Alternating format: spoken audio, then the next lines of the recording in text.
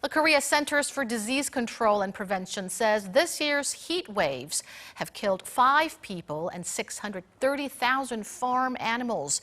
The agency said from late May to early August, roughly 1,000 people suffered from heat-related illnesses such as heat exhaustion and heat stroke, and those cases included the 3 deaths. This is a sharp drop, though, from the same period last year when Korea experienced its hottest temperatures on record, and 38 people died.